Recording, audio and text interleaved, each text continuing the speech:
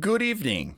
We're going to be talking about the worst exotics in the game. Last week we talked about the worst exotic energies. The week before that we talked about the worst exotic kinetics. This week is the worst exotic heavy weapons in the entire game. And as a disclaimer from last time that we're bringing it into this time, this is not going to be a list of the worst exotics of all time, just simply the worst that is in this particular slot. And like last time, we're also going to be taking a rough average between their PvP performance and their PvE performance. So with all that out of the way, let's get going with the Colony.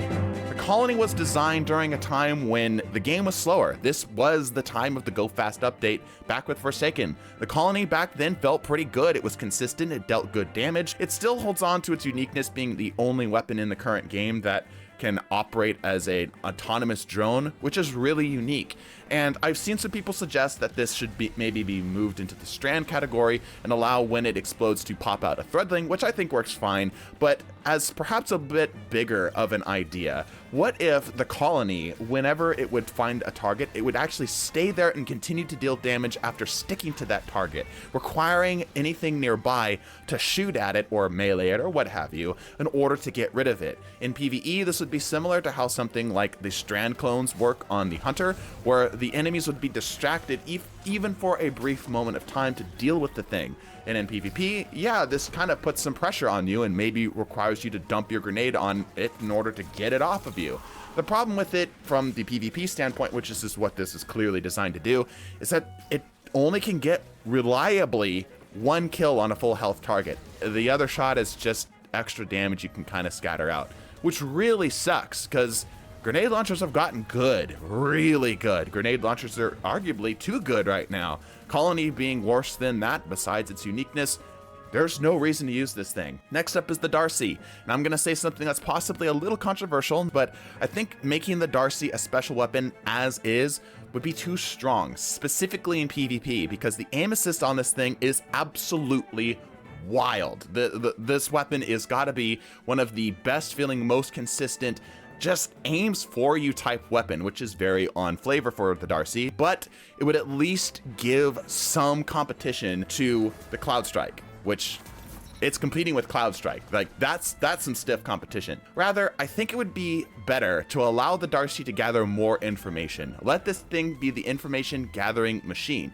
Or better yet, what if the longer you held it on a target, the longer you ADS'd on the target, the more damage it stacked up and dealt when you finally pulled the trigger? Think of a idea similar to supercharged box breathing, or maybe something along the lines that was suggested from J-True, who gathered the footage for some of these videos, to allow it to, whenever you get a kill or tag a target, that it would supply information on anything nearby, maybe causing some type of weakening effect to them. Speaking of PvP weapons that suck now, Truth. Truth never really had a place within PvE, but that wasn't really the point.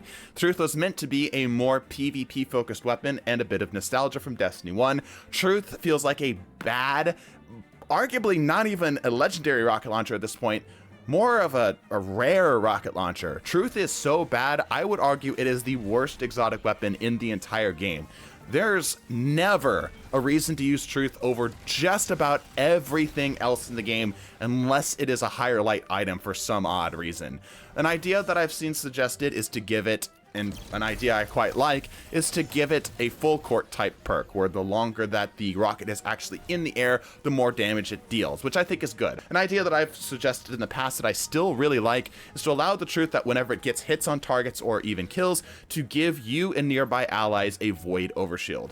There are perks that give you, or weapon perks that give you void overshields now, but none that are specifically suited for the heavy and specifically suited for the exotic weapons, so maybe that can be Truth's niche. Next is Queenbreakers, and again, slightly controversial opinion, but actually having gotten this in my hand, I think Queenbreakers is actually kind of fun. It's just unfortunate that fun doesn't solve games. It doesn't actually progress you, right? It's a really unique weapon in that, in case you've forgotten, which I wouldn't blame you, when you get a precision hit or kill on a target, it will chain its bolt to nearby enemies and blind them. This makes it a linear fusion in the heavy slot that has arc AoE, so it's again competing with Cloud Strike, but that blind can be used in different ways other than what Cloud Strike, which is just more raw damage. I think this is definitely more of a candidate of moving it into the special ammo slot, on top of definitely, without a shadow of a doubt, allowing you to switch between its two fire modes on the fly using that alternate fire button, like how you would switch to the Revolutions mode on Symmetry or load the special round on Cryosthesia or Vex, or you get the idea. Allowing it to be a little bit more versatile would definitely help this thing out. Deterministic Chaos. I think the most forgotten about exotic in the game. It's all right. It does what it's meant to do well enough. And in case you've forgotten, which again, I wouldn't blame you, every fourth round it fires a weakening shot, and every fourth of those fourth rounds it fires a heavy shot that causes volatile. So, you know, that's definitely unique. It certainly is a testament to just slapping modifiers or slapping those verbs from subclasses onto a weapon does not immediately make it useful. This is the poster child of that. I really think that it's a shame that the Deterministic Chaos doesn't lean more into its unique after every X bullet. It seems like this weapon is almost trying to make music, which is really neat. And it doesn't do anything outside of just hold the trigger. So an idea that I have for making this thing feel more unique, and I've been told from trusted sources that the catalyst for this thing will help out tremendously, which is to give it subsistence, which is, yeah, that'll immediately help. But what if every fourth and fourth shot, if it's fired from the hip, it deals even more damage, thus encouraging you to ADS to get the accuracy, but then when you want it to get that little bit of extra bonus damage, you just quickly let go of that ADS button for that quick pop of damage, and then you ADS back in to maintain your sights and your accuracy and so forth. I think that'd be very unique, and it would give it a unique playstyle and kind of encourage you to play it sort of like a little mini game. It would basically become a miniature rhythm game. Worldline Zero used to be the king of speedrunning. Eager Edge exists now, and Worldline Zero is still very anime, and it does an okay job of being a crowd control tool, but there's just better options for that kind of thing nowadays. I think just simply allowing Worldline Zero to lean in further and make it even more anime would be the best thing for it. Simply allowing it after kills, or maybe X amount of kills or X amount of hits, to chain itself again, because it already does it one more time, but allow it to continue to chain over and over and over and over and over again would be so much fun, and would immediately set this thing apart from every other sword in the game as being the de facto crowd control sword. Bungie, please, let me live out my dreams. Next is the Wardcliff Coil. The Wardcliff Coil was the de facto PvP weapon, but like we said, there are a lot of good options now from the legendary slot and exotic, something like the Galahorn. So Wardcliff has definitely lost its spot.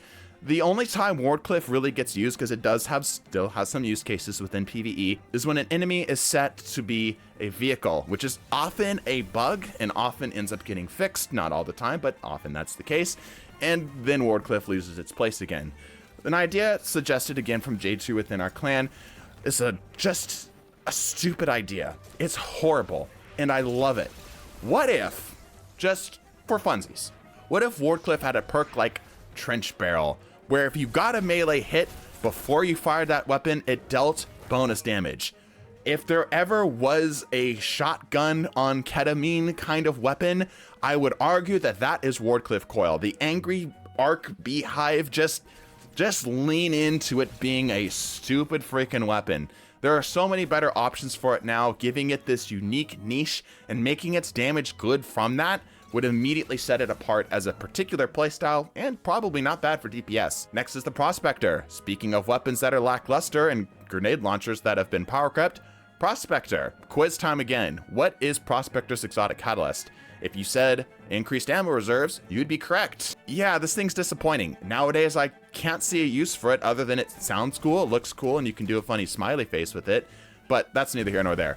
The idea that I've had in the past with the Prospector is that the longer you hold down that trigger before releasing, is the more damage it would build up, similar to like a Scorch Cannon.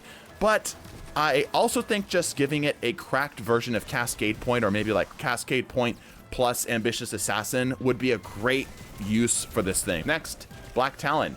Black Talon is still pretty good in PvP, and probably shouldn't be on this list if we were making this list a little bit smaller.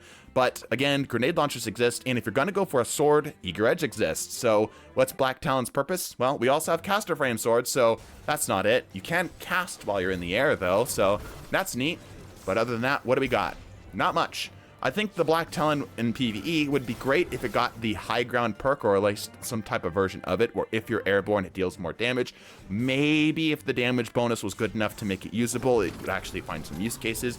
I also think it would be neat to give it a catalyst to when you are in the air, if you press your air dive button, it will slam the thing down, similar to how something like the Dawn Blade would work, and maybe it would consume less ammo overall. Salvation Script recently got a rework to allow it to explode its own crystals a little bit easier, which is nice. It's nice, but it still doesn't solve its problems. The idea I had for this in the past, the last year that we did this, I think still holds true here, to allow the Salvation Script to swap between the different stasis grenades. I think that would help out tremendously for this thing. You could even make them the souped up versions of them, like the Winter's Touch on a Hunter sort of deal. But as it stands right now, it's all right.